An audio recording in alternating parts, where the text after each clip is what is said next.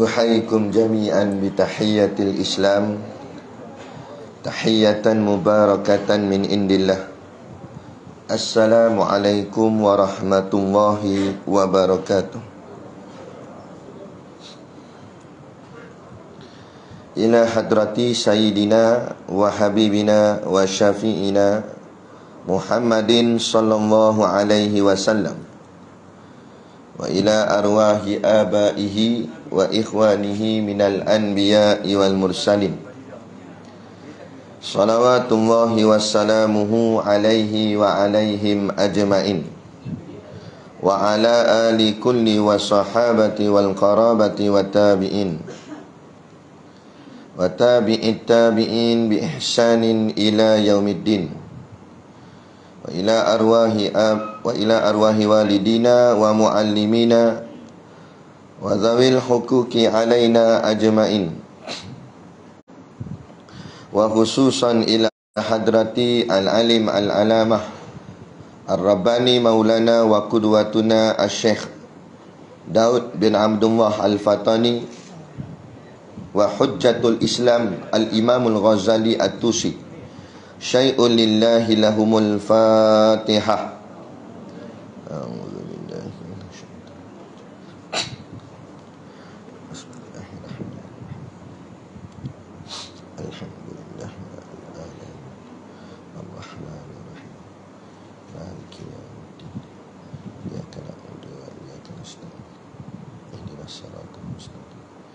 Shiratal ladzina an'amta 'alaihim ghairil maghdubi 'alaihim waladdallin.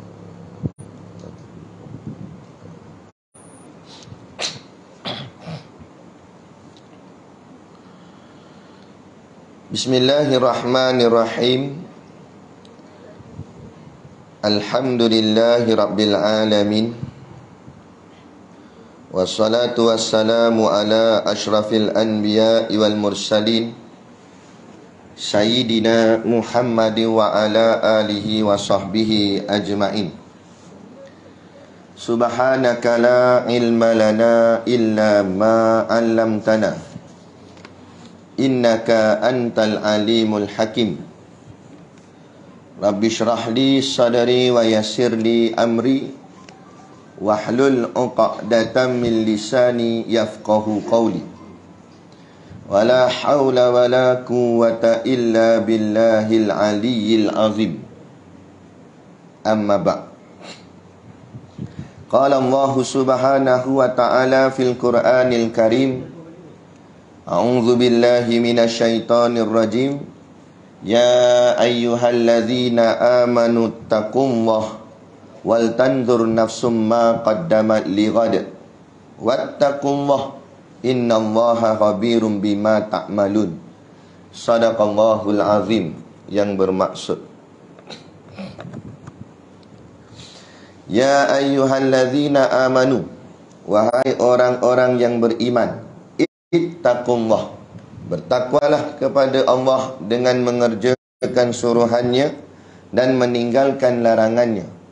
Wal tanzur nafsum ma qaddamat lighad, dan hendaklah tiap-tiap diri melihat dan memerhatikan apa yang ia telah sediakan dari amal-amalnya untuk hari esok, yakni hari akhirat. Wattaqullah, dan sekali lagi diingatkan, bertakwalah kepada Allah. Innallaha khabirum bima ta'malun, sesungguhnya Allah amat meliputi pengetahuannya akan segala yang kamu kerjakan. Dalam satu hadis Nabi yang berbunyi, an Abi Hurairah radhiyallahu anhu, anin Nabi sallallahu alaihi wasallam qala, al imanu bid'un wa sittuna syu'batan wal haya'u syu'batun minal iman. Atau kama qala, rawahu Imamul Bukhari. Mafhum hadis. An Abi Hurairah radhiyallahu anhu, dari Abu Hurairah radhiyallahu anhu, anin Nabi sallallahu alaihi wasallam qala, dari Nabi sallallahu alaihi wasallam beliau bersabda, al-imanu bid'un wasittuna syu'batan, iman memiliki lebih dari 60 cabang, wal haya'u syu'batun minal iman, dan malu adalah bahagian dari iman. Hadis riwayat Imam Al-Bukhari. Dan lagi berkata hukama, qala Sahlu bin Abdullah Tustari, rahimahullah, berkata Sahal bin Abdullah At-Tustari rahimahullah, ad-dunya kulluha jahlun. Dunia ini semuanya adalah kejahilan. Illal ilma fiha, melainkan yang berilmu di dalamnya. Wal ilmu kulluhu wabalun, dan seluruh ilmu itu rosak. Illal amala bihi, melainkan mereka yang beramal dengannya. Wal amalu kulluhu haba'un mansurun, dan seluruh amal itu tidak berguna, lagi sia-sia. Illal ikhlasu fihi, melainkan mereka yang ikhlas padanya. Wal ikhlasu fihi, dan yang dikatakan ikhlas itu, anta minhu ala wajalin, engkau merasa takut dan bimbang, hatta ta'lama, sehingga engkau mengetahui, hal kubila amla, sama ada Allah menerimanya atau menolaknya.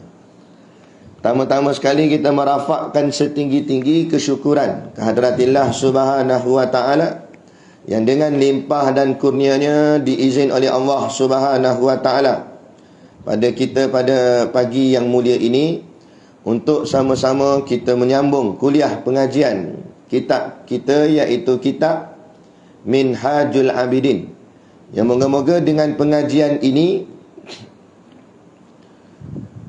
dapat mengukuhkan lagi kefahaman kita berkenaan dengan urusan agama kita, sehinggalah kita menjadi hamba Allah yang soleh lagi baik, dan dengan kebaikan itulah kita diterima Allah untuk ditempatkan di dalam syurganya nanti di hari akhirat kelak, insya-Allah. Amin ya rabbal alamin.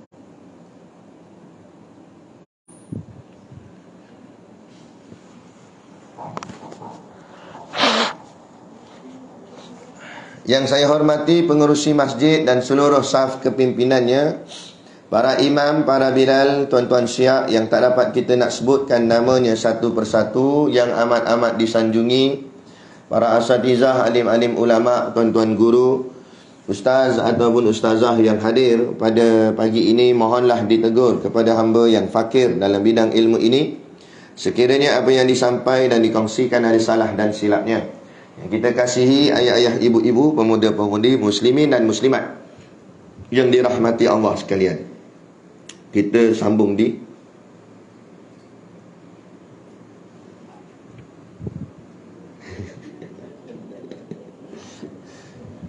ini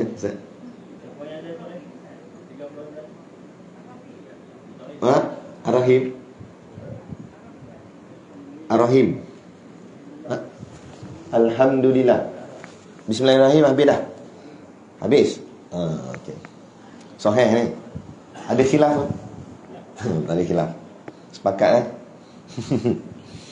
Baik, kita sambung seterusnya. Bismillahirrahmanirrahim. Kita dah selesai. Kita sambung pada perkataan seterusnya, iaitu qala al-muallifu rahimahullahu ta'ala, wa nafa'ana wa iyyakum bi ulumihi fid daraini amin ya rabbal alamin. Kata pengarang kitab, alhamdulillahilladzi manaha lisalikina bin minhajil abidin, yang artinya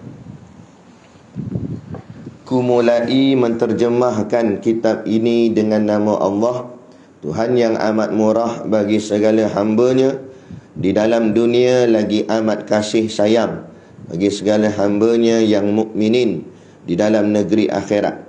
Bermula segala puji bagi Allah, Tuhan memberi bagi hambanya yang salikin dengan minhajul abidin. Okey, baik. Ni kita sambung, kita nak bicara pada pagi ni kalimah alhamdulillah. Okey, baik.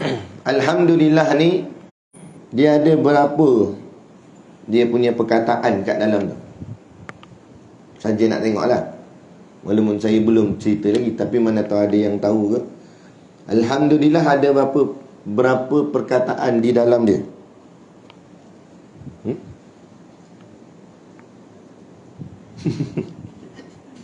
Ha? Tak tahu? Ada? Ha? 5. Okey, ada 5 lagi. Ada pendapat lain? Ada 3. Ingat bila-bila. Ada 3. Dalam perkataan dalam kalimah alhamdulillah itu ada 3 patah perkataan. Iaitu yang pertama alhamdu, yang kedua li, yang ketiga Allah. Alhamdu li Allah. Okay. Barulah digabungkan jadi alhamdulillah. Gitu. Itu penting ngaji. Allah sebut kul hal yastawil ladina ya'lamuna wal ladina la ya'lamun. Katakanlah wahai Muhammad, sama ke orang mengaji dengan orang tak mengaji? Orang mengaji dia nampak. Orang tak mengaji dia tak nampak. Kan? Situ. Baik. Kemudian pula dalam kalimah alhamdulillah ini, kalau kita buka kitab tafsir, biasanya kalau siapa yang rajin baca kitab tafsir, terjemahan Quran, bila bertembung dengan kalimah alhamdulillah ni, apa yang ditafsirkan oleh ulama? Apa maksud dia? Macam contoh suratul Fatihah lah, kita baca kan, Bismillahirrahmanirrahim, dengan nama Allah yang maha pemurah lagi maha mengasihani. Lepas tu sampai kat Alhamdulillahi Rabbil Alamin. Apa dia tafsir? Apa yang diterjemahkan?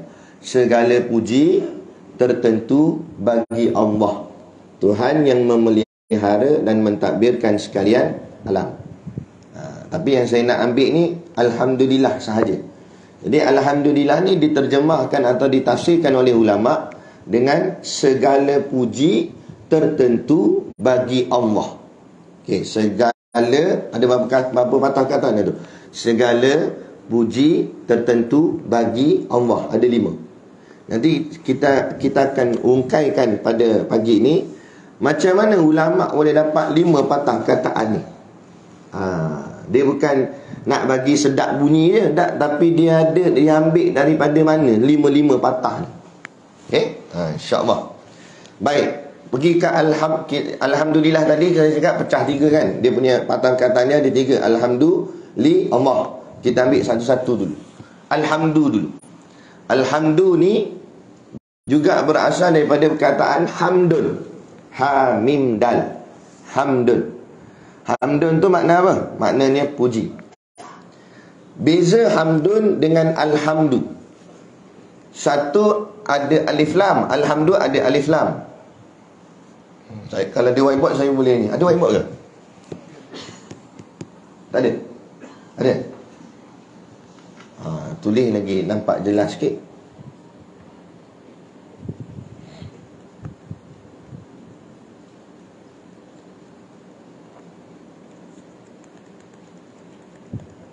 Ya, saya terang sikit, nanti saya terang balik dalam tulisan. Alhamdu, dia kalau alhamdu dia ada alif lam, dal tak ada tanwin. Alhamdu. Tapi kalau dibuang alif lam, dia jadi hamdun. Ha mim dal, dal belakang tu tanwin dhammatain. Dun, hamdun. Beza dia, kalau yang tak ada alif lam itu namanya isim nakirah. Kalau yang ada alif lam itu namanya isim ma'rifah. Apa benda isim nakirah dengan isim ma'rifah? Isim nakirah itu bermakna umum. Isim ma'rifah bermakna khusus.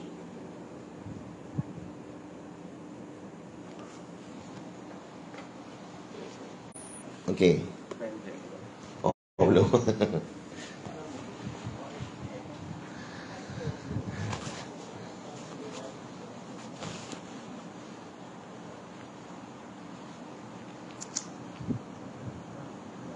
Dia yang ni tak payah hafal pun tak apa. Sebab ni dalam sikit. Tapi saya terangkan tu sebab nak bagi makna. Kenapa jadi macam tu? Supaya kita ambil dia punya intipati dia. Bukan pasal alih lam apa semua tu.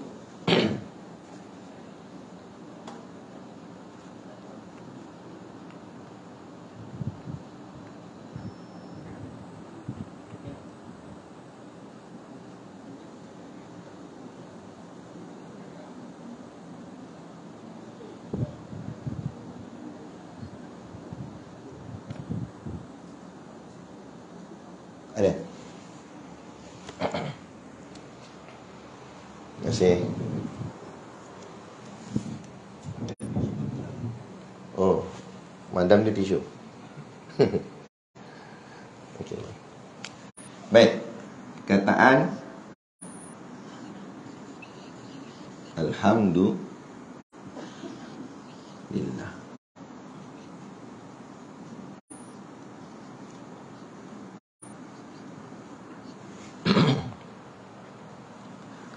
Cah pada tiga. Yang pertama, Alhamdulillah.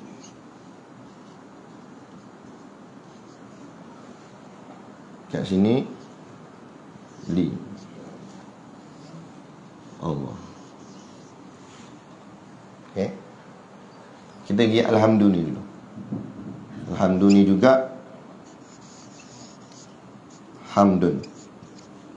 Hamdun ni maknanya puji. Okay. Yang ini namanya isim ma'rifah. Ini namanya isim nakirah. Apa beza makrifah nakirah ni? Yang nakirah ni berbentuk umum. Umum. Okey, berbentuk umum. Maknanya puji juga, tapi pujinya tu berbentuk umum.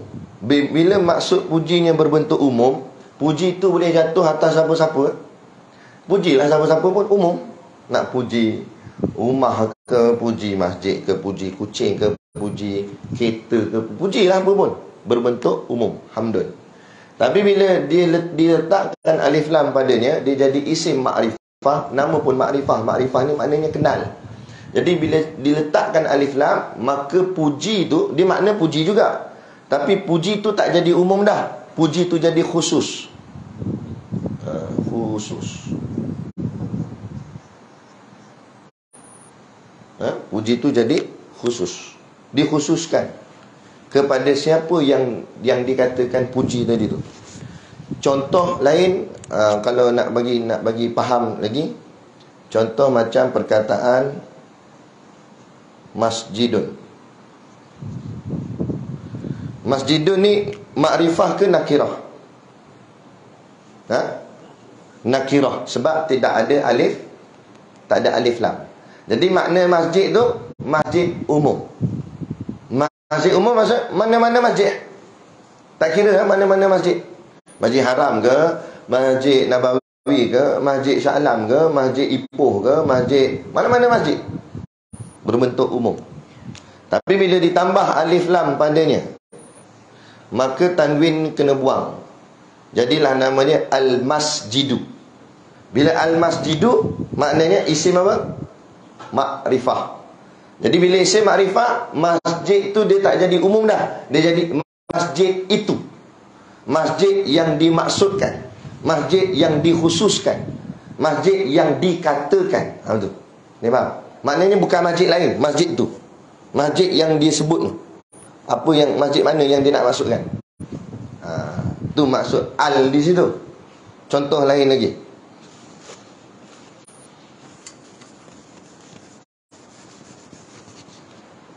Contoh, kita ambil kata mudah. Baitun. Baitun makna apa? Rumah. Kalau baitun ni makrifah ke nakirah?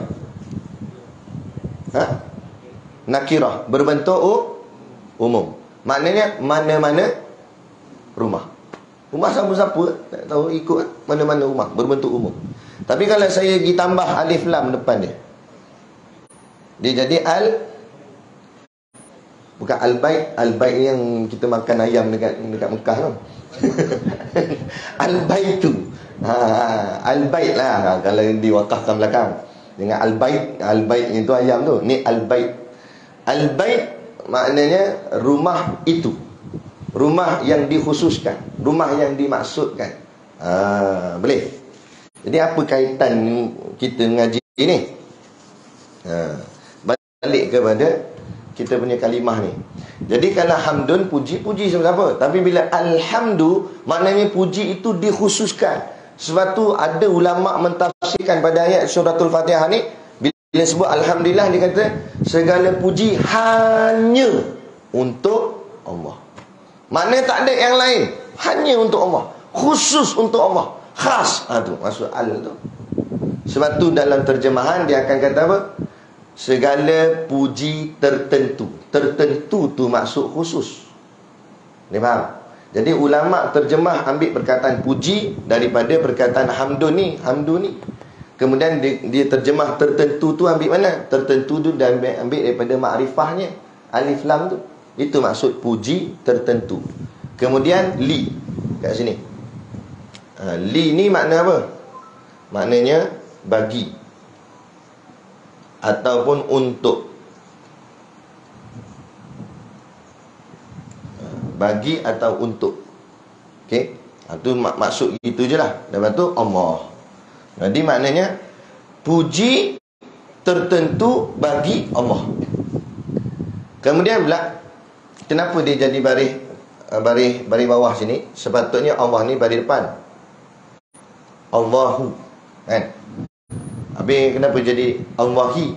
Sebab ada perkataan li ni. Li ni termasuk dalam kategori haraf jar, nama dia. Haraf jar. Haraf jar ada 9.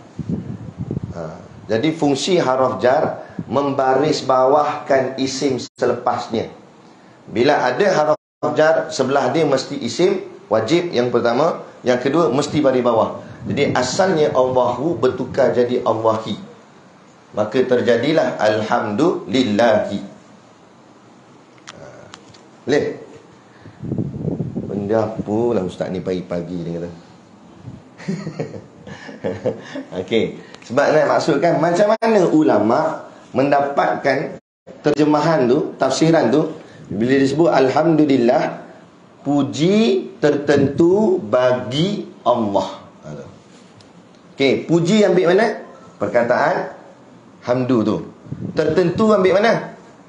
Alif lam. Bagi li. Allah, nampak ada 4 lah. Tapi satu lagi kita tak jumpa. Apa dia? Perkataan segala. Kan depan sekali tu dia terjemah bila sebut Alhamdulillah, dia kata segala puji tertentu bagi Allah. Segala tu dia ambil mana? Ada juga huraian situ. Jadi apa yang saya nak masukkan ni bukanlah nak suruh hafal benda ni. Oh pening nak ngapal pula. Tapi maksudnya itulah tugas ulama. Itulah peranan ulama. Dalam bab nak menterjemah atau mentafsir pun ulama dia ada kaedah. Bukan suka-suka terjemah. Bukan nak bagi sedap ayat, nak bagi sedap bunyi, bukan. Dia ada step dia. Setiap kata maknanya ambil marah dekat ulama kata ni apa ni time PKP itu apa ni semayang jarak-jarak ni lah. Dia ada kaedah situ, bukan saja-saja suka. Jadi kaedah ada dia punya step, dia punya hukum, ada dia punya qawaidul fiqhiyah dia. Nak ceritanya bila kita tak reti satu bahagian, kita tak usahlah nak melenting atau nak kata. Sebab tu bukan bahagian kita. Fas'alu ahla dzikri in kuntum la ta'lam. Tanyalah orang yang tahu apabila kamu tidak tahu. Yang mahir dalam bidang agama, bidang Quran, bidang hadis, itu bidang ulama. Maka serah pada ulama. Tapi kalau enjin kereta rasa semput tu jangan tanya ulama. Tok Guru ni kenapa dia pagi-pagi dia puk bunyi macam tu ya. Tu kata Tok Guru tu wuduk pun tak kena kata. Tak ada kena-mengena. Itu pergi jumpa pomen lah. Sebab itu ahli dia. Bahagian kereta, ahli kereta. Tapi bahagian ibadat, bahagian akhirat, bahagian agama kena tanya ulama lah. Ada gitu soal hukum dan sebagainya. Baik, sekarang ni saya nak tunjukkan pula macam mana yang dia katakan ada segala situ. Kita tengok kat kitab kita ni ada tulis. Cuba tuan-tuan baca yang mula alhamdulillahillazi manaha lisalikina bin minhajil abidin, kan? Lepas tu dia kata ku mulai menterjemahkan kitab ini dengan nama Allah Tuhan yang amat murah bagi segala hambanya di dalam negeri, di dalam dunia, lagi amat kasih sayang bagi segala hambanya yang mukmin di dalam negeri akhirat. Yang ini dia terjemah pada kalimah Bismillahirrahmanirrahim tu. Dia tafsir daripada Bismillahirrahmanirrahim tu. Bila masuk Alhamdulillah ni, dia kata sini, bermula segala puji bagi Allah. Nampak? Bermula segala puji bagi Allah. Sekarang ni perkataan segala puji, segala tu ambil mana segala tu? Tu. Puji itu tu, puji kita tahu dah, ambil di sini. Kan? Segala tu dia ambil mana? Okey, baik. Segala tu macam ni pula.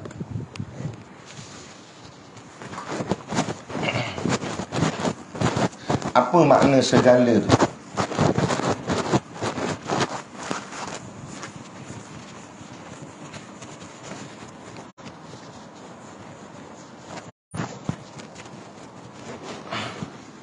Baik. Puji ni ulama pecahkan dia kepada 3. Alhamdulillah lah. Alhamdulillah kepada 3. 1, 2, 3 pula 4. Kepada 4. Yang pertama namanya puji qadim. Bagi qadim. Yang kedua namanya puji qadim bagi hadis.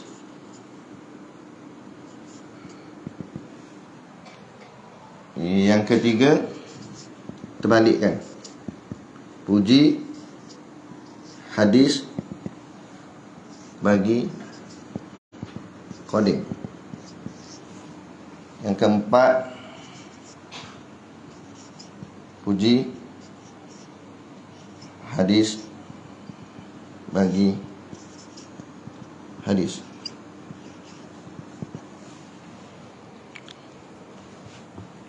Okey.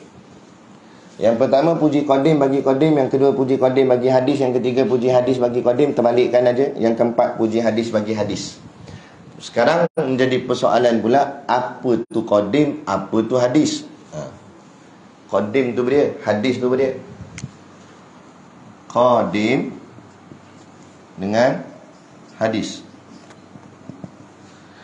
Qadim ni asal dia daripada sifat dia, iaitu nama sifat dia qidam. Hadis pula daripada sifat dia yang nama sifat dia hudus. Okey. Kita pergi satu-satu. Qadim dulu. Qadim tu pemilik sifat. Sifat tu, nama sifat tu ialah qidam. Qidam tu apa dia? Qidam tu maksudnya tak ada permulaan. Tidak ada permulaan. Tidak ada permulaan ni sifat siapa? Sifat Allah. Qidam tu maksudnya sifat Allah. Yang kita ada mengaji kan sifat 20. Mengaji tauhid. Jadi qidam tu sifat Allah. Yang makna qidam tu tidak ada permulaan. Kerana apa? Kerana hanya Allah sahaja yang tak ada permulaan. Selain daripada Allah, yakni makhluk, semua ada permulaan. Kita semua ada permulaan. Maksud ada permulaan tu asal tak ada, lepas tu baru ada. Itu ada permulaan. Allah Ta'ala tidak begitu. Allah tak ada permulaan. Mana Allah tak berasal, tak ada, lepas tu baru ada. Tak ada. Mengarut. Kalau Allah asal tak ada, lepas tu baru ada, dia akan timbul soalan, siapa yang adakan Allah? Mungkin mustahil. Tapi kita ni asal tak ada, baru ada. Memang sebab kita diadakan. Kita baru ada. Dulu tak ada kat kita ni. Betul tak? Gitu. Jadi kita bahagian baharu. Jadi qidam tu sifat dia. Sifat dia tak ada permulaan. Kemudian qadim tu ialah pemilik kepada sifat qidam. Qadim tu pemilik kepada sifat qidam. Jadi qadim tu siapa?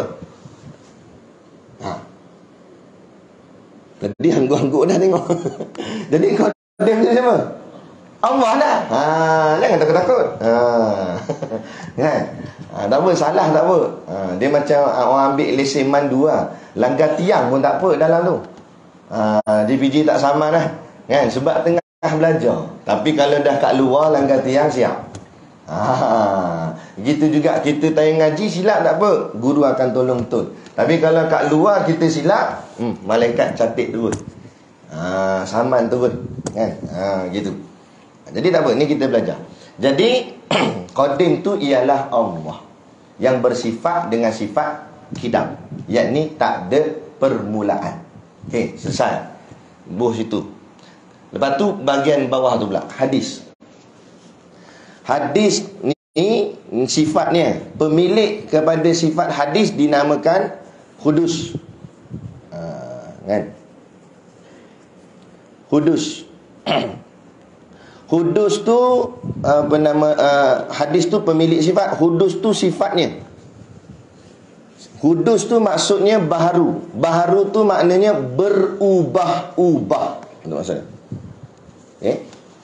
Saya tolong tulis.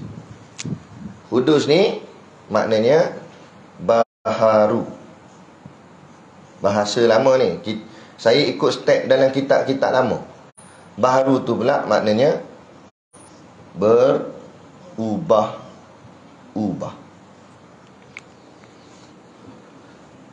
Berubah-ubah. Mungkin ada di antara kita rasa benda ni macam payah kalau yang first time dengar lah. Tapi ketahuilah, inilah ilmu yang dipelajari oleh tok nenek kita dulu. Tapi bila benda ni orang dah tak mula bawa, menjadikan benda ni nampak pelik balik. Padahal inilah orang dulu-dulu belajar, tok kita dulu. Sebab itu 446 tahun negara kita, tanah Melayu, dijajah oleh kafir barat. Sikit pun tak ada goyang keimanan mereka, tak goyang Islam mereka. Bukan sikit-sikit tahun, 446 tahun. Siapa tak datang? Portugis zaman tu negara paling kuat Kristian. Negara paling kuat Kristian. Dia hantar untuk Kristiankan umat umat Islam Melayu. Tapi tak jadi Kristian. Sebab apa? Pelajaran mereka mantap. Ni kita nampak macam bunda lah pagi-pagi ustaz ni. Tapi inilah dia. Sebab tu saya dengan guru-guru pondok yang lain, kita nak bangkitkan balik ilmu-ilmu ni. Dipanggil kitab-kitab turas, kitab-kitab pondok, kitab-kitab kuning. Ni kita, biarlah orang susah ke orang awam rasa macam, tapi kita kena exposekan juga. Biar nanti satu hari nanti lama-lama benda ni dah jadi biasa. Mula-mula memang nampak pelik, nampak susah. Tapi bila dah biasa, dia okey lah. Kan? Nak kena bukakan jugalah. Lepas tu saya buka. Tak apa, tak faham boleh tanya. Saya buka pelan-pelan. Jadi, hadis itu sifatnya khudus. Khudus tu maknanya baharu. Baharu tu maknanya berubah-ubah. Berubah-ubah itulah sifatnya makhluk. Sebab semua makhluk adalah berubah-ubah. Siang berubah malam, malam berubah siang. Kan? Macam kita ingatlah, kita muda berubah tua, tua berubah tak muda dah. Berubah alam. Berubah alam. Jadi nak ceritanya semua berubah. Makhluk-makhluk ni semua berubah. Okey. Tak ada makhluk yang tak berubah. Dia kata, adalah ustaz, tiang masjid ni mana berubah duduk situ bila-bila. Sebelum dia jadi tiang sini, dia duduk tak mana kayu ni? Dia duduk di pokok tu. Dia berubah tak ke sini? Tapi lepas ni dia berubah tak? Boleh jadi kalau renovate, hilang pula dia. Itu jadi maknanya tak ada yang kekal makhluk ni. Semuanya berubah. Yang kekal hanya Allah. Dan Allah, bila kita kata makhluk ni berubah-ubah, jadi Allah apa? Tidak berubah-ubah. Mana tahu Allah tak berubah-ubah? Pandai-pandai je. Dah ustaz cakap, dia kata. Jangan ikut saya. Ikut ilmu. Ikut orang boleh berubah tak? Kan? Hari ni baik, esok tak baik, tak tahu. Kan? Hari ni hijau, esok kali lain, tak tahu. Contohlah kan. Kita tak tahu. Itulah manusia. Sebab tu jangan taksub dengan manusia. Tapi kita pegang pada ilmu dia, bukan pegang pada orangnya. Tu. Jadi, kenapa saya cakap Allah Ta'ala itu tidak berubah-ubah? Apa hujah dia? Jangan kata ustaz cakap, jangan gitu. Jadi kita faham. Kenapa kita katakan Tuhan tidak berubah-ubah? Kerana kalau dikatakan Tuhan itu berubah-ubah, dia akan timbul satu persoalan. Siapa yang mengubah Allah? Kalau Allah itu diubah, bermakna Allah bukan Tuhan lah, sebab dia pun kena ubah. Sedangkan Allah Tuhan yang mengubah tiap-tiap sesuatu, bukan Allah itu yang diubah. Adapun kita makhluk, semua kita makhluk ni bersifat dengan sifat baharu tadi, berubah-ubah tadi, kerana kita ni diubah. Diubah oleh siapa? Allah. Nah, nampak? Tadi kita main-main masjid ni, kita masuk ke pintu tu, jadi kita parking slipper kat situ lah. Habis-habis kuliah dah hangguk-hangguk apa semua. Nak balik tu, tengok-tengok tak ada slipper situ. Gimana slipper aku? Kata. Cuba hang pusing cari tengok. Kita pun pusing. Tengok slipper kita kat sana. Macam mana slipper aku ada sini? Dia kata. Lepas tu kawan dia nyampuk. Dah, aku nampak slipper hang jalan sendiri tadi pergi situ. Kita pun tengok kawan kita tu nong tanya-tanya. Kita tanya, pagi ni ada minum air ketum ke? Nampak macam mabuk aja ni. Pening-pening lalat aja. Mana boleh slipper tu jalan sendiri? Mesti kita akan cakap, mesti ada orang ubah ni. Mesti dia pakai slipper aku ni. Lepas tu dia gubah lagi letak situ. Automatik, walaupun kita tak nampak orang yang ubah tu, tapi kita yakin dengan pemikiran yang waras, dengan akal yang cerdas, kita akan kata slipper berubah kerana ada orang yang mengubahnya. Siapa orang tu? Tak tahulah. Tapi yakin ada yang mengubahnya.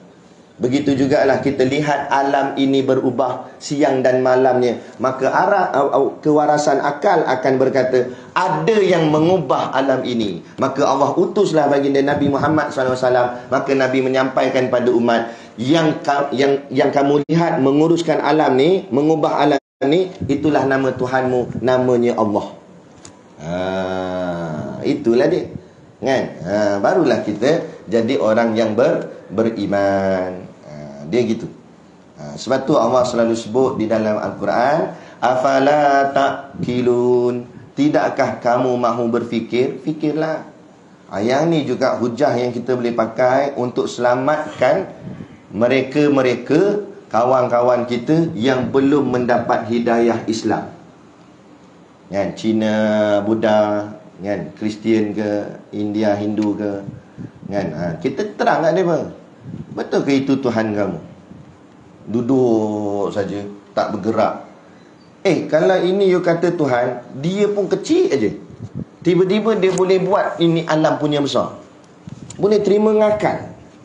So dia fikir. Bukan kita hina agama dia, tapi kita minta dia fikir. Tu Allah kata, afala ta'qilun, tidakkah kamu mahu berfikir? Tidak. Lepas tu dia beli pula buah temikai, buah limau, buah depan. Dia kata, kamu buat apa? Bagi Tuhan makan. Kamu bagi Tuhan makan ke Tuhan bagi kamu makan bentuknya? Dia kata, oh ya, ada betul yo. Ada betul nak mula masuk tu. Malu kita masuk pelan-pelan Islam tu. Sebab tu hari ni, kan, orang Cina ataupun orang India, sekarang kan zaman intelektual, zaman kependidikan. Jadi ramai mereka dah mula masuk universiti. Dulu duduk kampungnya, sekarang dah masuk universiti, dah orang cakap apa, bijak pandai. Bila dah bijak pandai, dia mula berfikir. Sebab tu kebanyakan mereka, orang Cina, India, dah mula tak percaya dengan ajaran nenek moyang dia. Betul, saya ada jumpa kawan-kawan, dia kata, ada kawan saya seorang tu India, masa saya praktikal kat sini, kat UNICEF ni, kan, ada seorang kawan saya tu di India. Setiap hari saya tengok dia kan lagi berjabat 3 line atas lagi. Sekali tu tak ada line, 1 line pun tak ada. Saya pun tanya, apa sebab tak ada? Hari ni tak ada semayang lah. Kenapa tak ada semayang? Malas lah, dia kata. Bukan betul pun, dia kata. Saya cakap dengan dia, dia diam saja, dia kata. Ada mak. Dia pun mula tak percaya. Kita tengok, oh you pun tak macam tak percaya. Habis itu you ada 3 line apa semua you sebelum-sebelum ni. Itu semayang lah. Itu kenapa you semayang kalau you tak percaya? Mak suruh lah. Nanti mak bising-bising. Jadi saya semayang aja lah. Tapi saya tak percaya lah, dia kata. Dia mula tak percaya dah. Bila mereka mula tak percaya, mereka akan meninggalkan agama Buddha dia, agama Hindu dia. Tapi dia ada 2 pilihan, iaitu Islam dan Kristian. Tapi soalannya sekarang, kenapa mereka banyak masuk Kristian, tak masuk Islam? Sebab orang Islam lambat buat kerja. Orang Kristian tarik mereka cepat-cepat, kan? Masuk ke dalam Kristian. Sebab tu kebanyakan mereka jadi Kristian. Ada. Kita kurang buat kerja, kan? Kita pun macam itulah. Sebab tu kita kena kuat lagi lah perjuangan kita, agama kita ni kena kuat lagi. Gitu. Sekarang ni kita tengok peratusan Kristian dah semakin meningkat. Padahal dulu zaman-zaman penjajah apa semua, zaman merdeka dulu, Kristian seorang pun tak ada, melainkan daripada orang putih je Kristian ni. Tapi daripada bangsa tempatan sini, orang yang duduk di tanah Melayu waktu tu, mana ada Kristian? Yang kalau Melayunya Islam, kalau yang Cinanya Buddha, kalau yang Indianya Hindu, mana ada Kristian? 1% pun tak ada. Kemudian bila British datang apa semua, masa tu dia menyebarkan agama Kristian dia. Mula dah Kristian mula bertapak. Itu pun dulu sikit je, ada berapa kerak je gereja atas negara kita ni. Tapi sekarang cuba tuan-tuan tengok, jalan sikit gereja. Makin bertambah, makin meningkat, peratusan Kristian dah semakin meningkat, kan? Dalam statistik, kemungkinan besar Kristian akan jadi agama nombor 2 dalam Malaysia. Islam nombor 1, kedua Kristian, ketiga baru Buddha dan Hindu. Maknanya betapa ramainya. Itu yang mereka nak sebenarnya. Sebab tu yang selalunya kalau kita perasan tengok, yang kuat sangat anti-Islam ni, lawan sangat Islam ni, bukan daripada Cina Buddha, bukan daripada Hindu India, kan? Tapi yang kebanyakannya Kristian. Kristian dipanggil Kristian evangelis. Dia ni memang ditanam benci kat Islam, lawan Islam. Ini yang mereka ni lah yang buat Islamofobia, anti ni, depa yang terlibat dalam WTC apa semua tu. Ini gerak kerja depa sebab nak memburuk-burukkan Islam, menjatuh-jatuhkan Islam. Tiba-tiba ada di kalangan pemimpin-pemimpin Islam memberanikan diri. Akhirnya orang cakap mengofferkan diri untuk menjadi ketua negara yang menaja piala dunia tu di Qatar. Sepatutnya bukan Qatar, tapi mereka bersaing-saing dapat Qatar. Tujuan bukan pasal bola sangat, bola tu nombor 2. Tujuan utama dakwah Islam. Satu, bila pembukaan piala dunia, pertama sekali semayang jemaah di stadium. Lepas tu dialunkan bacaan ayat Al-Quran. Sehingga kan beratus-ratus orang putih, orang kafir yang datang daripada Amerika, British apa semua, datang nak pergi tengok bola, masuk Islam di Qatar. Nampak? Ni. Sebab apa? Dulu mereka rasa macam Islam ni jahat, tapi bila datang tengok, Islam ni murni, Islam ni kedamaian, Islam ni elok. Jadi ini kerja siapa yang memburuk-burukkan Islam? Macam ada yang di dalam negara kita lah. Bila kata kalau pemerintahan Islam dilaksanakan di Malaysia, maka Malaysia akan jadi negara seperti Taliban. Apa cakap gini? Siapa yang kata? Kenapa menganti sangat dengan Islam? Pernah ke Islam kacau kamu? Tapi kamu kacau Islam ni. Dia buatlah macam mana, dia tabur dia punya ketah dia tu atas jalan Habib sepah. Kan? Dung-dang, kita nak tidur pun tak lepas. Dah ada nak kita marah. Nak kita ada, biarlah. Agama dia lantak lah. Tapi kita azan dia nak komplain. Dia kata bising sangat. Nampak? Mula ni nak ceramah. Masuk balik kat sini. Geram kan? Ni dia kata pula pasti melahirkan ekstremis. La ilaha illallah. Dan bila pula kita ajar budak pasti pegang AK-47, ada orang bang selapang, tembak. Ajar doa makan. Doa makan tu kata apa nama guru kita. Dia kata tu ajar doa makan pun depa takut dah. Tu belum ajar doa jihad lagi. Baru ajar doa makan. Sebab apa? Dia takut kena makan. Ada mak la ilaha illallah. Ni kata apalah ni. Ni kita kena bersatulah tuan-tuan. Demi agama kita, Melayu dan Islam, untuk selamatkan agama kita. Mereka ni ada agenda-agenda tertentu untuk menjatuhkan kita, memburuk-burukkan Islam. Ada. Baik. Mana tadi? Berubah-ubah tadi itu hadis. Jadi sifatnya hudus, baharu, berubah-ubah. Itu sifat siapa? Itu sifat makhluk, berubah-ubah. Nak berubah-ubah. Jadi maknanya hadis tu siapa? Hadis tu lah makhluk. Okey, selesai. Jadi qadim tu Allah, hadis tu makhluk. Baru kita masuk dekat sini. Alhamdulillah ni. Kita pergi yang pertama. Puji qadim bagi qadim. Artinya puji Allah bagi Allah. Maksudnya apa? Allah memuji dirinya sendiri. Memang Allah yang layak puji diri sendiri. Kita layak tak puji diri kita sendiri? Tak layak. Orang dulu-dulu kata apa? Masuk bakul, angkat sendiri. Itu pepatah lama. Ni pepatah moden. Masuk lift, naik sendiri. Kan? Ada puji qadim bagi qadim. Allah puji dirinya sendiri. Allah layaklah puji diri dia sendiri. Sebab Allah memang terpuji, memang layak dipuji. Kan? Sebab tu disebut juga Allah ini sifatnya sombong. Sebab tu dikatakan oleh ulama, sombong itu selendang Tuhan. Nah, maksudnya Allah bersifat dengan sifat sombong. Kita kata, apa ustaz ni cakap Allah sombong, tak baik. Tak baik tu tengok pada tempat. Kalau mubuh tempat yang salah, baru tak baik. Kalau mubuh tempat yang betul, betul lah kena pada tempat dia. Contoh mubuh kopiah atas kaki, kasut mubuh atas kepala. Tu baru tak baik. Tapi kalau buh kopiah atas kepala, kasut buka kaki, betul lah. Walaupun kopiah RM5 je, kasut RM500 dia beli. Ada. Jangan kan dia kata kasut aku beli mahal RM500, takkan nak buh kaki, dia kata. Buka kepala. Kopiah RM5 je. Aku beli, abuh kat kaki. Pergi ke masjid tengok. Orang kata gila dah mamak ni, kata. Nampak? Jadi gila lah. Sebab apa? Sebab tu kata zalim tu, tidak meletakkan pada tempatnya.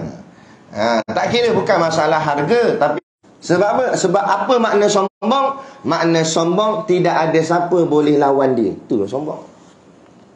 Itulah dalam bahasa Arab dipanggil al-mutakabbir, yang maha megah. Dan kita tak layak nak bersifat dengan sifat sombong.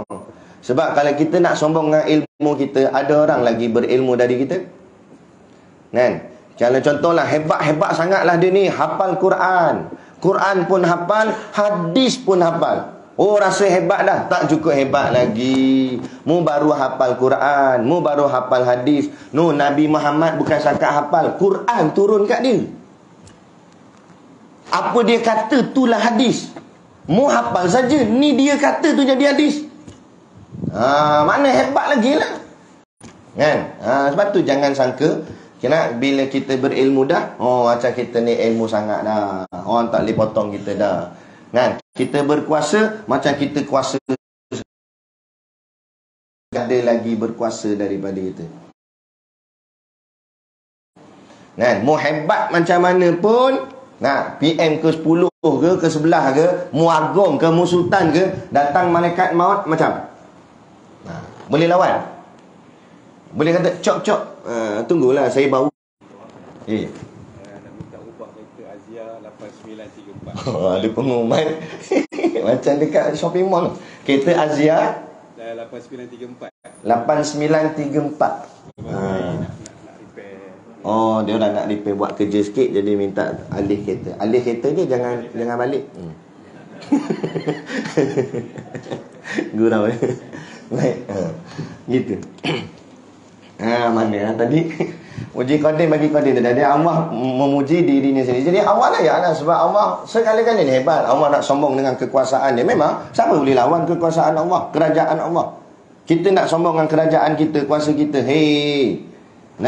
Allah tak payah hantar seluruh kerajaan dia. Allah hantar malaikat maut, sudah tutup habis kerajaan. Betul tak betul? Mudah kan? Allah hantar tsunami Aceh bergelimpangan mayat. Hantar air je pun. Kan? Bukan Allah hantar api. Kita kalau sudut contoh air dengan api, rasa berat mana lagi? Rasa berat api lagi. Sebab api ni dah lah panas. Kan? Air ni sonoklah sejuk. Tapi Allah baru hantar air bergelimpangan mayat. Allah hantar air dekat banjir besar. Bila nak tunggu? Kat tempat kami tu dekat apa nama, kat Beruah sana tu ada satu tempat tu, ada satu perkampungan tu, dia kalau air hujan lama mesti naik air banjir. Sebab dia air sungai limpah. Dia orang situ panggil banjir tu banjir Temenung. Sebab apa panggil banjir Temenung? Sebab air tu tak gimana, Temenung duduk situ tengok. Bila lah air ni nak surut. Tu panggil banjir Temenung. Kan? Tu sungguh. Allah hantar. Itu baru Allah hantar air. Kalau Allah hantar api macam lagi dahsyat tu. Nampak? Tu nak tunjuk kekuasaan kerajaan Allah. Mu sombong ni. Tu. Siap kata Allah. Tu jangan sombong. Nak takbir ke nak apa, buatlah. Nak buat apa pun. Janji ikut kehendak Allah. Jangan sombong dengan Allah. Jangan angkuh dengan Allah. Jangan rasa kita lebih hebat daripada Tuhan. Kita lebih pandai daripada Tuhan. Kita kata ni hukum Allah ni tak sesuai dilaksanakan. Mu ingat mu siapa dia? Tu hukum Allah tu. Kalau hukum ciptaan manusia mu kata tak sesuai, boleh tahan kira sebab manusia. Ini Tuhan. Mu belagak dengan Tuhan. Mu nak lawan Tuhan ke? Mu nak lawan Tuhan, nak pergi mana? Cakap, nak pergi mana? Bumi mu pijak ni pun Tuhan yang punya. Allah yang punya. Napas naik turun napas tu Allah yang punya. Kalau Allah kata ke malaikat sekat napas dia, tarik lepas, nak hembus tak lepas. Ada satu orang tu, dia kena penyakit apa tu? Pelik sikit lah penyakit ni. Penyakit dia tak boleh kentut. Tu je. Makin kembung. Sebab dia ada udara dalam tu. Nampak? Itu nak ceritanya. Nak ceritanya kentut tu pun satu nikmat Allah lagi. Kalau Allah sekat yang tu, masalah. Tu baru cerita kentut. Kalau Allah sekat napas ni. Lepas tu, jangan sombong. Yang layak hanya Allah saja. Puji, qadim bagi qadim, Allah memuji dirinya sendiri. Okey. Selesai. Boleh nak? Kita pergi yang kedua. Puji qadim bagi hadis. Allah, qadim tu Allah, hadis tu makhluk. Maknanya Allah memuji makhluknya. Ini banyaklah dalam Quran Allah sebut nikmal abdu innahu awwab. Sebaik-baik Allah pujilah hamba-Nya yang suka bertaubat. Allah suka hamba-hambanya yang suka bertaubat. Sehingga Allah kata sebaik-baik hamba. Dalam riwayat yang lain pula, bila kita bangkit di tengah malam tahajud, pukul 3, 4 pagi ke kita nak sembahyang tahajud, Allah menyeru malaikat-malaikat dia, wahai malaikat, bila kita dah buat suatu amal kebaikan, cukuplah Allah sudah memuji kita. Bila Allah sudah memuji kita, kenapa kita perlu mengharapkan kepujian selain daripada Allah? Kenapa kita perlu mengharapkan kepujian daripada makhluk? Itulah orang yang bodoh. Contoh saya bagi dia ni kita buat majlis ni, kemudian adalah kita buat nak merasmikan. Yang datang merasmikan tu bukan calang-calang. Sultan Perak datang. Sultan Perak datang ke masjid kita nak rasmikan apalah, contohlah. Jadi Allah cakap, Sultan puji baju aku, kata. Senyum setahun tak ni. Gitu. Sebab terlalu seronok. Betul tak masuk dah. Tiap-tiap hari pakai baju tu. Nampak dia kata, hari-hari pakai dia. Beli apa? Baju ni Sultan puji kot. Jadi bila Sultan dah puji baju dia, perlu ke dia harap ketua kampung puji? Kalau dia mu tak nak puji, aku tak heran lah. Sebab Sultan puji aku. Itu. Tapi itu baru cerita peringkat kita makhluk. Sultan-sultan pun, walaupun dia sultan, dia manusia juga macam kita. Cuma pangkat dunia ni saja sikit ada beza. Tapi dia manusia juga. Dia makan nasi juga. Buang air pun keluar najis juga. Kan? Tanam pun kubur dalam tanah juga. Bukan tanam di awan. Sama je. Kan? Cuma pangkat ni sikit beza. Tapi ni yang puji kita ni bila kita buat baik, buat amal ibadat dan sebagainya, yang puji tu Allah, bukan manusia. Tuhan yang cipta kita, dia puji kita. Bila Allah puji kita, kenapa nak harapkan manusia puji? Jadi bodohlah kita kalau begitu. Nampak? Sebab apa jadi macam tu? Sebab orang yang mengharapkan kepujian makhluk ini, dia tidak mengenal Tuhan. Macam orang tadi, kalaulah dia tak kenal sultan, maka dia mengharapkan ketua kampung lah puji dia. Lepas tu ketua kampung, dia kata, ketua kampung pujilah saya. Ketua kampung pun faham. Ketua kampung pun kata, kan sultan dah puji hang. Alah, sultan siapa dia? Saya nak ketua kampung puji saya. Bodoh tu. Sebab dia tak kenal sultan tu siapa dia. Dia ingat sebab dia nampak makhluk boleh bagi dia projek, makhluk boleh bagi dia duit, makhluk boleh bagi dia pangkat, jawatan, harta dunia. Dia tak nampak Tuhan bagi dia nyawa. Dia tak nampak Tuhan bagi dia nafas. Dia tak nampak Tuhan bagi dia rezeki, kesihatan, tubuh badan, nak makan minum. Dia ingat kalau dia ada pangkat jawatan besar, tapi kalau Allah tak bagi kesihatan, ingat dia boleh pergi berjabat. Kalau dia ada pangkat besar sekalipun, jawatan besar, gaji besar, ni dalam bank 4 juta dalam bank, tapi Allah sekat rezeki dia dengan Allah bagi sangkut penyakitnya. Akhirnya terlantar di katil hospital. Datang Datin Seri, contohlah, kan, bawa makanan nak bagi ke datuk ni, nak bagi makan makanan kegemaran, Pizza Hut apa semua. Doktor kata tak boleh, datuk sakit, tak boleh makan. Kalau makan, mati terus datuk. Nah, tak boleh makan. Ada duit banyak kat 4 juta ada dalam bank. Oh, tak boleh, tak boleh. Lepas tu bawa air pula. Dah datuk kan, takkan minum air kosong. Kurang-kurang Pepsi, Coca-Cola gitu lah. Air ni lah, air sedap-sedap lah. Bawa-bawa, doktor kata tak boleh, ini gula tinggi. Datuk minum, potong kaki, kata. Nah, tak boleh juga, tak boleh. Habis tu apa boleh, doktor? Datin tanya.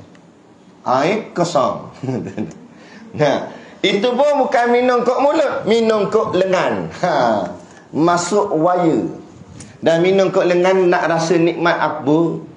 You bayang, kita ni boleh rasa ni bahagian lidah. Dan kalau masuk kok lengan nak rasa apa? Duit 4 juta, air kosong masuk kok lengan. Jadi siapa yang menjamin rezeki? Duit ringgit ke Allah sebenarnya? Tiba-tiba driver dia duduk bawah tu, dengan kereta Mercedes kat bawah, driver. Nah, driver saja pagi tadi sementara dia tunggu Datin pergi jumpa kat tempat signal. Gitu. Perut dengan steering bertembung. Nak kata kenyang nyandanya lah si driver tu. Padahal gaji dia baru 1,800. Yang datuk tu ada 4 juta dalam bank. Dia gaji kecil je, gaji dia. Dia rezeki kat dia, boleh makan, boleh minum. Jadi sebab tu kena pandang, bukan makhluk yang bagi kita kehidupan, tapi Tuhan. Mu ada harta, ada pangkat pun, tapi kalau kehidupan tu Allah tak bagi, mu nak hidup macam mana? Nak hidup macam mana? Kan? Ada ustaz tak boleh datang kuliah, kami post dalam tu, ustaz mana boleh ganti anak gini gitulah. Kan? Jadi ada seorang ustaz tu dia pergi kuliah, masjid tu ramai orang. Dia pun ambil gambar, kelepak. Dia post dalam tu. Dia kata, "Hui, kuliah anak malam ni ramainya," dia kata gitu. Tapi orang tak kata apa, senyap krik gitu. Selang 5 minit dia sendiri komen balik. Dia kata, "Korang ni puji lah sikit, kuliah anak ramai, ni diam aja. Tengok lepas tu semua pakat ting ting ting ting ting." Hebat ustaz. Mak mengharapkan kepujian makhluk. Selesai. Yang ketiga, puji hadis bagi qadim. Hadis makhluk, qadim Allah. Ini selalu berlaku bila kita habis semayang. Kan, kita wirid tu kan, subhanallah, kita puji Allah. Kita puji Allah. Itu. makhluk memuji Tuhannya. Tu kita ringkas situ je lah. Yang keempat, puji lain Allah. Semuanya masuk dalam kategori makhluk. Kan? Tak kira lah siapa-siapa pun. Tu semua makhluk. Jadi katalah contoh, kita puji kucing. Kita makhluk, kucing pun makhluk. Kita puji kucing sebab kucing tu comel, cantik, lawa gitu. Itu maksud puji hadis bagi hadis. Baik. Dah bila kita dah faham keempat-empat ni kedudukan dia, Allah puji Allah, Allah puji makhluk, makhluk puji Allah, makhluk puji makhluk. Sekarang ni kata kunci dia,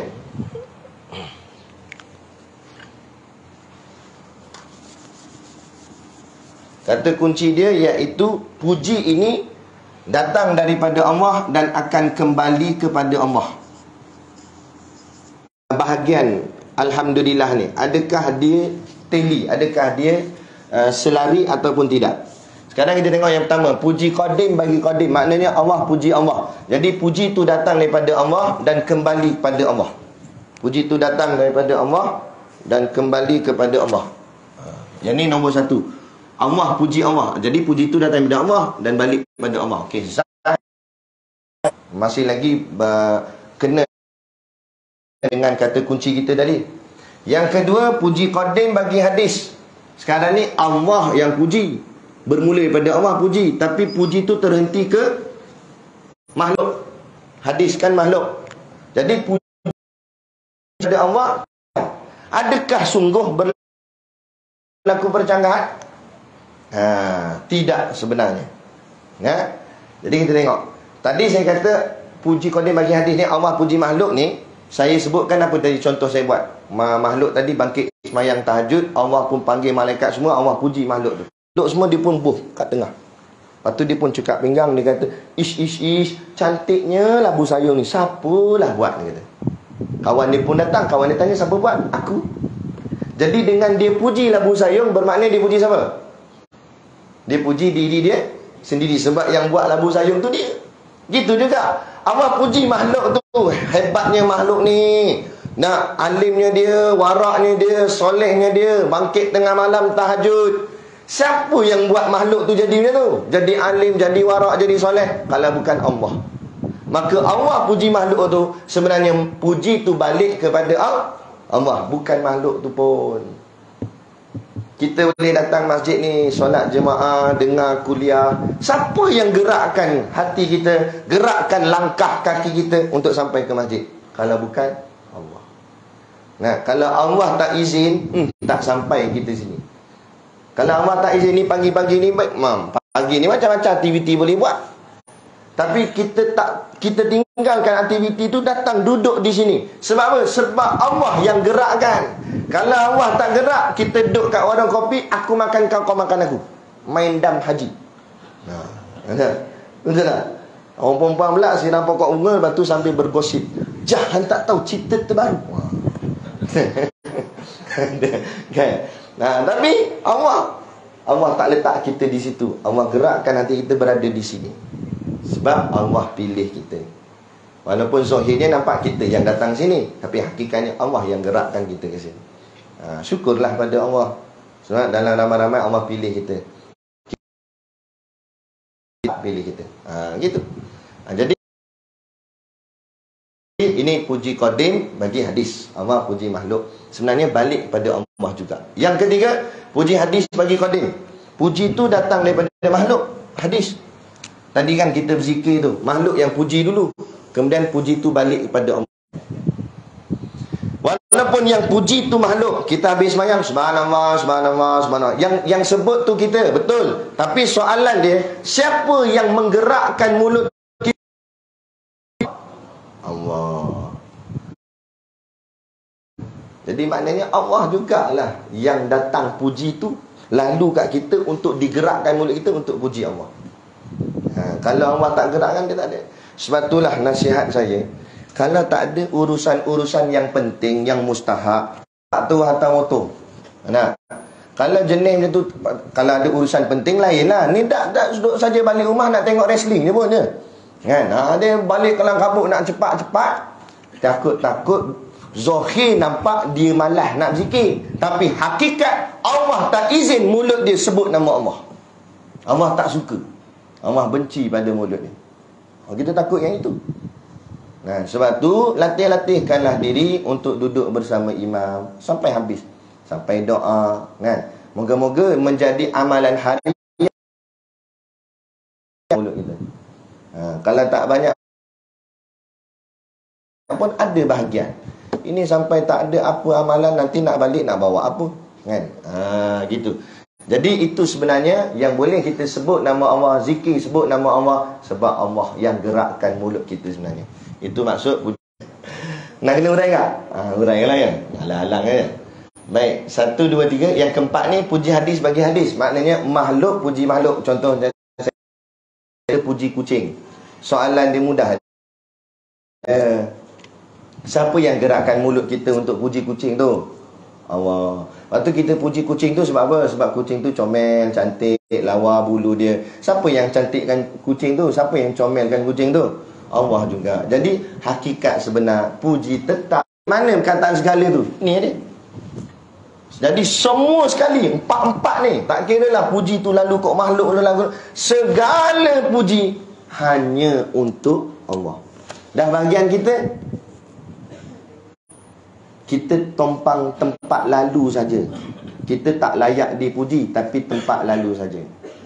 Sebab tu Nabi ajar kita bila orang puji kita, sebutlah Alhamdulillah. Supaya puji tu kita tolak balik ke Allah. Bukan aku, Allah. Ini semua Allah. Barulah hati ni tidak jadi riak, sombong dan sebagainya. Tapi bahagian suka tak apalah. Mana ada orang tak suka dipuji? Gila ke apa? Bagus ni, bagus tombok. Apa dia ni? Sakit jiwa ke apa kan? Orang puji nak mengamuk. Tak apalah, kita orang puji kita pun suka. Terima kasih. Tapi sebut Alhamdulillah, balikkan kepada Allah. Boleh? Jangan boleh sini keluar-keluar lagi kawan kata bagus kan? Aku tengok hang cepat faham tu. Kita pun kata ni Allah lah, ni semua Allah lah.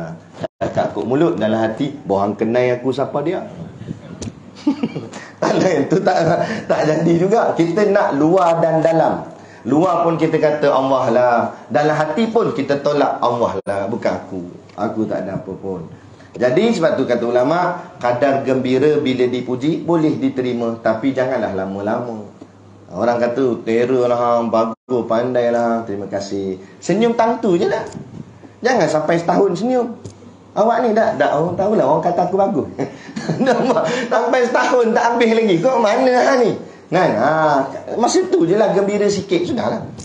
Sebab itu fitrah manusia, suka dipuji. Tapi janganlah sampai melambung-lambungnya. Puji ni kata ulama, dia macam, dia kan puji ni kan manis.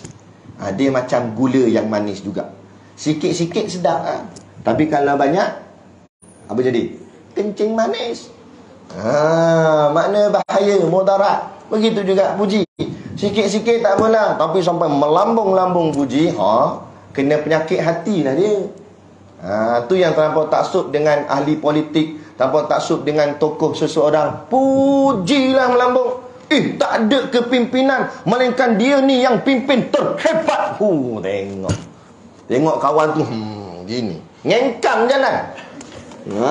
Dah orang puji dia sangat, dia jadi syok kan? Padahal dia tak sedar ke diri. Kawan tu nak bodek dia, nak boleh projek. Bukan nak apa sangat pun dia, kan? Belakang kutuk juga. Dia tu tu makan dipuji gitu. Lepas tu boleh puji, bukan tak boleh puji, tapi sikit-sikit sudahlah. Yang kalau nak puji sangat-sangat, dua tempat. Apa dia? Allah dan Rasul. Yang ni kita taksub tak apa. Taksub lah, sikit-sikit Allah, sikit-sikit Allah. Sikit-sikit Rasulullah. Ni kenapa hang pakai jubah? Sebab Rasulullah pakai jubah. Ni taksub tu dengan Rasulullah. Memang Nabi aku, kekasih aku. Tak apa. Dengan Allah tak apa, dengan Rasulullah tak apa. Dengan lain daripada dua ni tak boleh. Hukumnya haram. Sekalipun kan, mana ada kat salah silap bahagian ulama, cumanya mungkinlah tak ketara dan sebagainya, gitulah. Tapi dia tetap, kita tak boleh taksub pada dia. Sebab tu saya cakap, jangan berpegang pada orang, pada ilmunya. Jangan pegang pada saya, pegang ilmu yang saya sampai. Gitu. Jadi inilah dia yang dimaksudkan segala puji tertentu bagi Allah. Moga-moga kita keluar ni lagi balik, faham dah lah puji-puji ni Allah. Kena ugutan tu kan, depa nak report saya 3,000 report pasal kes video kuliah saya tu kan. Depa hantar mesej ugutan, mesej ancaman, maki kat dalam telefon saya, lepas tu dalam Facebook, dalam habislah semua kan, macam-macam dia cakap ni apa semua. Mula-mula tu kita down tengok baca down kan, sampai nak makan pun dah macam tak lalu masa tu. Lepas tu pergi jumpa Tok Guru saya lah, Tok Guru sini. Sebab tu dalam hidup ni kita kena ada murabbi. Lepas tu Tok Guru tanya, entah baca apa? Saya baca WhatsApp, Tok Guru. Dah Allah suruh baca WhatsApp ke suruh baca Quran? Kena snapet atas muka. Betul juga kan. Apa yang kita pergi baca WhatsApp tu yang kita down lah. Tu masalah kita ni. Bila kita berjuang, baca orang komen, orang hentam agama kita apa semua, tu yang kita jadi nak tak payah layan ke dia. Kita buat kerja kita apa Allah suruh. Dalam Quran Allah suruh ta'muruna bil ma'ruf wa tanhauna 'anil munkar. Buat kerja tu sudah. Cukup bila kita buat kerja tu, Allah suka dah pada kita. Allah sayang kita. Apa nak makhluk sayang kita? Apa nak makhluk suka kita? Cukup Allah suka kita. Lebih baik seluruh makhluk benci kat kita, tapi Tuhan satu je suka kat kita. Itu lebih baik daripada seluruh makhluk sayang kita, tapi satu Tuhan ni benci kat kita. Habis punah hidup kita. Betul tak? Jadi kita buat ikhlas. Ini cara nak mendidik diri kita supaya perbuatan kita ni ikhlas. Jadi inilah sebab tu dia cakap bukan nak suruh hafal pun kalimah Alhamdulillah 3 apa nama, kenapa dia baris bawah, bukan. Tapi saya buka semua ni sebab nak tunjukkan inilah intipatinya, inilah isi dalam Alhamdulillah. Sebab kata Tok Guru, kerja ulama ni, kerja para pendakwa ni tukang kopek, macam tukang kopek buah. Buah durian tu berduri. Kalau bagi kat orang yang tak reti, dia kata, oh telan terus ke? Memang berdarah-darah dalam mulut tu. Jadi dia pun kata, apa buah macam ni punya tajam, tak sedap. Sebab dia tak tahu cara yang betul. Kita datang, kopek no, isi kuning. Kita pun bagi. Baru dia kata, sedapnya, manisnya. Baru dia tahu kelazatan ilmu tu. Kalau bagi topok gitu, memang dia tak nampak sedapnya Alhamdulillah ni, atau hebatnya kalimah ni. Tapi bila kita bukakan dia, oh, inilah isi dalam Alhamdulillah. Ini sebut Alhamdulillah tu terasa di hati kita. Alhamdulillah. Betul tak? Boleh? Dah lipat rehal dia tu. Okey. Gurau je. Tapi memang nak habis pun. Nak habis dah ni. Jadi cukup sekadar tu pada pagi ni. Derma insya-Allah. Dan sedikit pengumuman saya nak maklumkan, saya dengan ada beberapa tim saya yang berada di Mekah, kita ada buat perkhidmatan. Ada di antara kita yang ada kematian, sama ada adik-beradik ke keluarga, sanak saudara ataupun kawan-kawan ke, tolong war-warkan, sampaikan kalau si arwah tadi masa hidup hayatnya belum sempat mengerjakan haji, maka wajib atas si waris keluarga dah haji. Jadi kadang-kadang masalahnya kita pun tak buat haji lagi.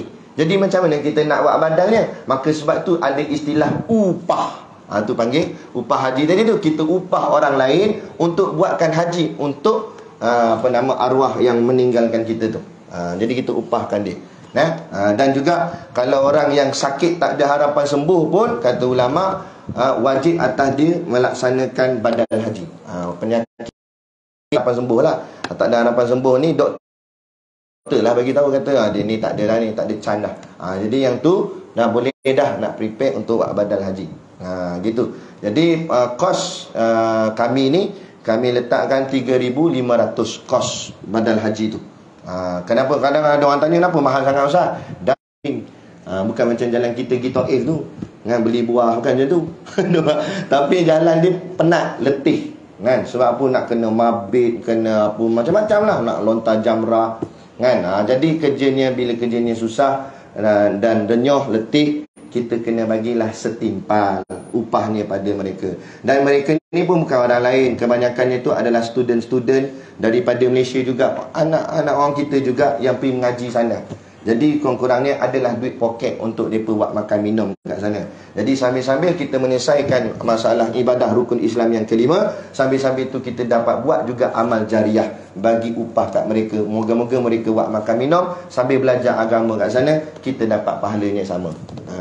Jadi boleh war-warkan. Kalau ada siapa-siapa, boleh bagi nombor telefon saya. Kalau yang tak ada nombor telefon, boleh minta kat Ustaz Zakaria, ataupun ambil nombor telefon anak murid saya Ustaz Berhan, untuk pendaftaran dan sebagainya. Jadi cukup sekadar tu pada pagi ni. Saya mohon maaf sekiranya terkasar bahasa atau mengguris hati mana-mana pihak. Apapun yang kita sampai dan kongsikan pada pagi ni tidak lain tak bukan untuk orang cakap apa, menguatkan lagi kefahaman kita tentang hal-hal agama kita, supaya iman kita makin meningkat dan bertambah, insya-Allah. Jadi cukup sekadar tu. Wabillahi taufiq wal hidayah. Wassalamualaikum warahmatullahi wabarakatuh. A'udzubillahi minasyaitonirrajim. Bismillahirrahmanirrahim. Alhamdulillahirabbil alamin. Wassalatu wassalamu ala asyrafil anbiya'i wal mursalin sayyidina Muhammad wa ala alihi wa sahbihi ajmain. Allahumma taqabbal minna salatana wa du'aana innaka antas samiul alim wa tub alaina innaka antat tawwabur rahim. Allahumma ja'al dinana dinan nabi Muhammadin sallallahu alaihi wasallam wa islamana islamal muslimin